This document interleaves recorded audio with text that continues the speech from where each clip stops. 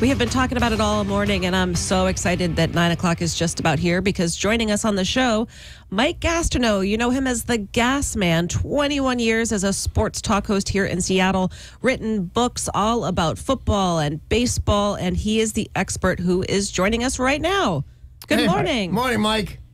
Hello again, everyone. Now, Sarah, have you really been looking forward to this particular moment all morning? You know, Mike, I have been waiting just to hear your voice. Wow.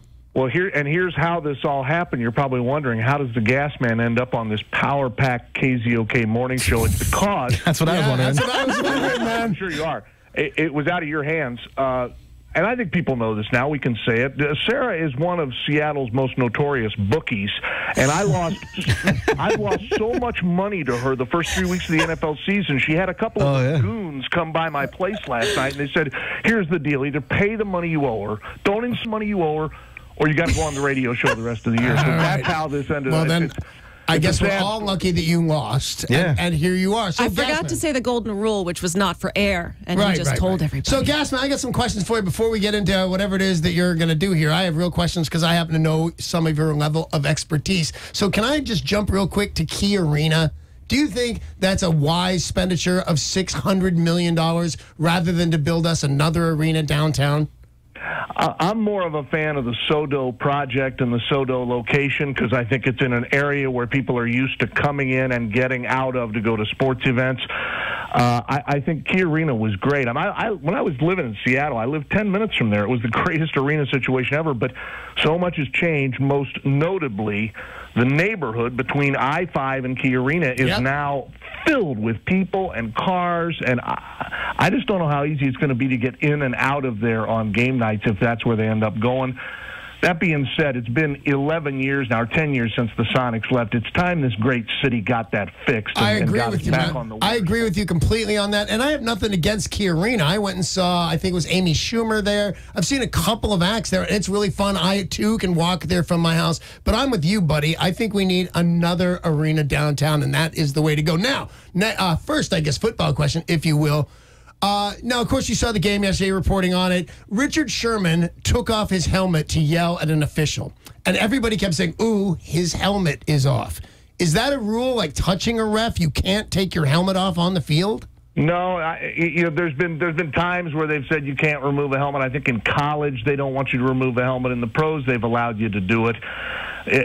No, I mean, I thought Richard went as far as you can go yesterday without being tossed out. That was absolutely scary. Well, the Seahawks clearly lost that game yesterday. Clearly. What is your take on yesterday's game and their performance? Well, I mean, it wasn't good in the second half. Back to Sherman for just a second. Yeah. Do you guys remember that old pop song, Come On, Get Happy? Sure. I do. Yeah. Oh, my God, I didn't even get the reference at first. Yeah, I know that song. Mike, what? Yeah, I've heard that one a ton of times. It was an awesome song by an awesome group of people. I want the Seahawks, defense especially, to start listening to that song and get back to being happy. I mean, I know they play with an edge and a ferocity, and that's good, and they're terrific. They're still one of the best defenses in the league. They didn't have a great half yesterday in the second half, but I think they play better when they're not quite so angry. Look, we've all been there. You've blown up in a meeting or blown up in a situation, and it feels so good at the moment. It's like eating 5 candy bars. Yeah. Maybe I shouldn't have done that. And they've got to find a way to channel that energy. And I'm not laying this all at Richard's feet. I don't think he cost him the game yesterday, but I think Cam Chancellor's right. That energy on a hot day on the road in the NFL, that's wasted energy that you may need. And I'd like to see him getting back to channeling all the energy into what's going on the field and not getting as worked up over calls, whether they're good or bad or not. In terms of how they played, look, if we had talked 3 weeks ago, and if I'd said they're going to be 1-2, the 2 losses are going to be at Green Bay, who everybody thinks will be a playoff team, and at Tennessee, who a lot of people think will be a playoff team, you'd go, well, all right. I mean, that's not great, but it's not shocking to me that they're 1-2. I think they're going to be 2-2 after this week, and there's nothing easy in the NFL. But having that's 2 tough road games at the start of the year. Their offense has got to get more consistent. They've had the lead. In the 2 games they've lost, they've had the lead for a grand total of 8 minutes out of 120. So the defense is under phenomenal pressure to hold the other team, and I think maybe we saw that finally just break yesterday. If you guys are just joining us, we are talking to Mike Gasman, better known as the Gasman. Mm-hmm. He's been on the radio around here for 21 years, and he's now on being so kind to talk to us about our Seahawks. Now, Mike, you're saying that you think we're going to be 2-2. Do you think that everything is going to wind up going really well this season, or do you think that there's some holes that need to be filled? Is Russell Wilson different this year? What's your opinion?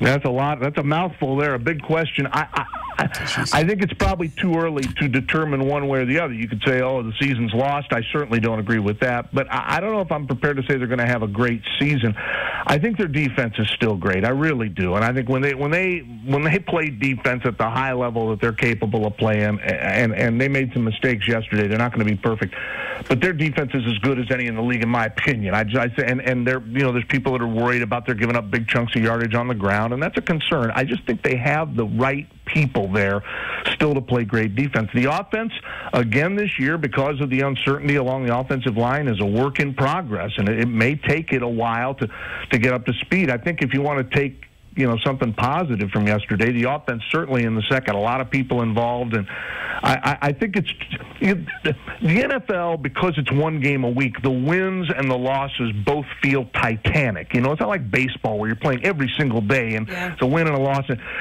These games feel so huge, but if they win Sunday night, which I think they will, you're 2-2. You're at the 1 quarter mark of the season. There's still so many games left to be played. I think it's probably too early to draw definitive conclusions. One other question for you. Again, it is Gasman joining us, Mike Gastineau. Of course, a lot of focus yesterday was on the national anthem, the sitting, the kneeling, the locker rooms. Where do you see it going from here? Is this just going to be part of football, or do you think this will fade out, or what? If I was the NFL, after the amazing statement that was made yesterday of kind of solidarity, that if you attack some of our players, you're attacking all of them, and if you attack some of our players' moms, you're attacking all of them, and we are all going to react. It's interesting. America was kind of interested in this. Yesterday was the most watched NFL Sunday in 7 years. Highest ratings in 7 years. That's not what Donald Trump says. He says low ratings. Nobody watches. Probably watching for the first 90 seconds, too. Seeing who's standing, who's sitting, who's going to come out of the dressing room. It's hard to say. I'm not, I calculated for the whole game. But either way, people were interested. If I were the NFL, look, somebody's got to be the adult here and dial down the rhetoric.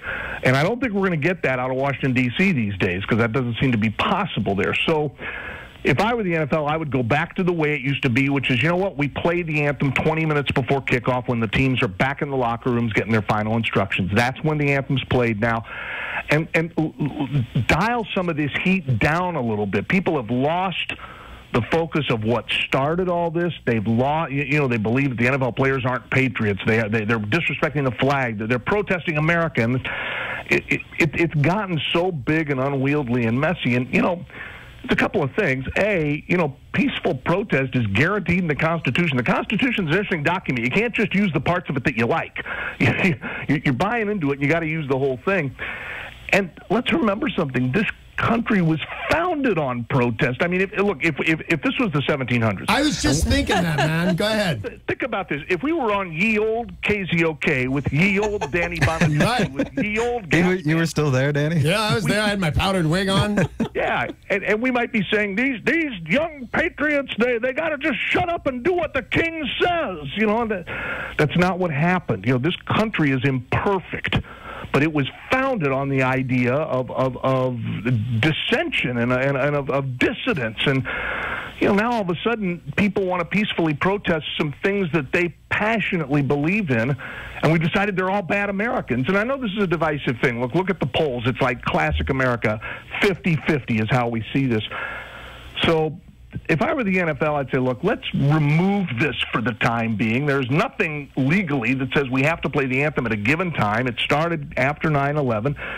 Put it at a different time. Look, you walk around Seahawks Stadium. Walk around CenturyLink Field when they're playing the anthem. There's people in the bathroom. Is that respectful? There's people drinking beer and laughing.